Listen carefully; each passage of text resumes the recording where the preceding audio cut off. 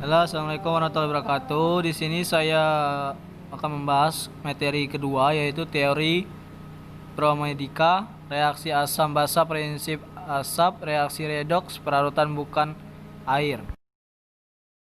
Teori tramedika adalah suatu ilmu yang menggambarkan usaha untuk mengubah kalor perpindahan energi yang disebabkan perubahan suhu menjadi energi serta sifat-sifat pendukungnya.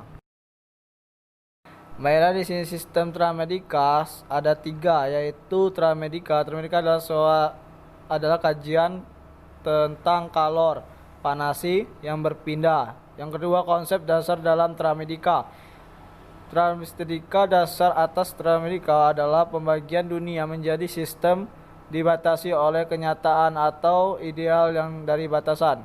Yang ketiga yaitu sistem termodinamika. Sistem termodinamika adalah bagian dari jagat raya yang diperhitungkan. Teori asam basa. Asam berasal dari bahasa Latin acidos yang artinya asam atau masam. Ada yang beberapa teori asam basa berdasarkan pendapat pada para ahli. Yang pertama, teori asam basa menurut Arrhenius. Pada tahun 1986, Arrhenius mengusulkan teori polarisasi elektron adalah dengan teori ini definisikan asam basa. Asam adalah zat yang menghasilkan ion hidrogen dalam larutan sehingga dapat meningkatkan konsentrasi ion hidrogen tersebut. Yang kedua, teori asam basa Brandt-Lowry. Tahun 1923, kimia bernama Johannes menghasilkan dan kimiawan Inggris. Asam zat kemodelan proton plus hal lain. Yang ketiga, asam dan basa Lewis. Lewis juga mengenal kelompokan senyawa sebagai asam yang menurunkan kemampuan lepasnya elektronen menurut Lewis. Yang C, definisi asam basa Proton teori 1. Asam keras dan basa keras. Atom atau ion yang diperlukan kebilangan oksidasi, timpulasitas rendah, kualitas yang tinggi untuk asam basa. Yang kedua, asam lunak dan basa lunak cenderung memiliki karakteristik atom ion berukur sama oksigen dengan rendah.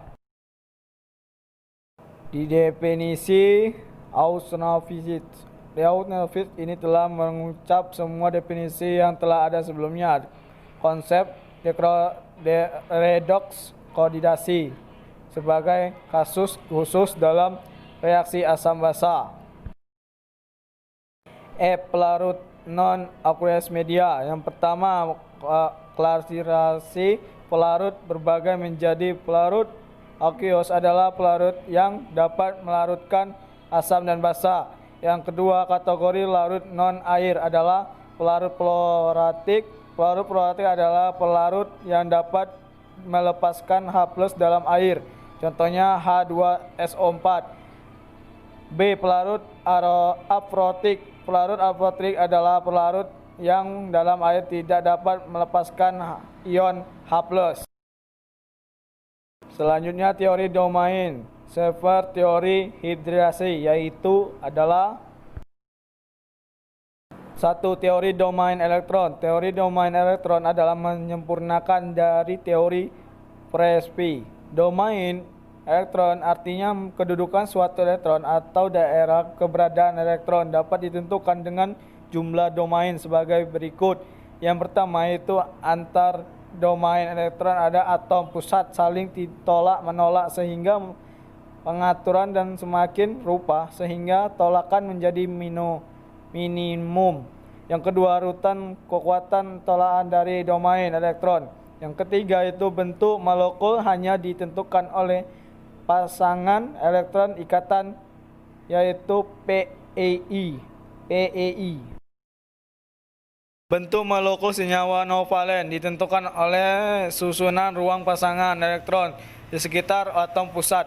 Untuk bisa menentukan domain elektron, maka dipergunakan struktur Lewis. Ada 5 macam bentuk dasar molekul kovalen, yaitu pertama linear, yang kedua segigar dasar, yang ketiga trilateral, yang keempat trigonal bipirandal, yang kelima oktahedral. Pengertian teori Sheffer. Teori Sheffer, tolakan pasangan elektron kelopak Lewis, adalah suatu model kimia yang digunakan untuk menjelaskan bentuk-bentuk molekul kimia berdasarkan gaya tolakan elektrostatik antara pasangan elektron. Premis utama teori Sheffer adalah bahwa pasangan elektron di sekitar atom akan saling tolak-menolak, sehingga susunan pasangan elektron tersebut akan mengkodisipsi susunan yang minimalisasi gaya tolak-menolak. Yang ketiga, jelas teori Sheffer. Teori Sheffer utama melibatkan kodifikasi susunan pasangan elektron di sekitar satu atau lebih atom pusat pada suatu molekul. Itulah penjelasan dari saya. Ada kurang saya mohon maaf.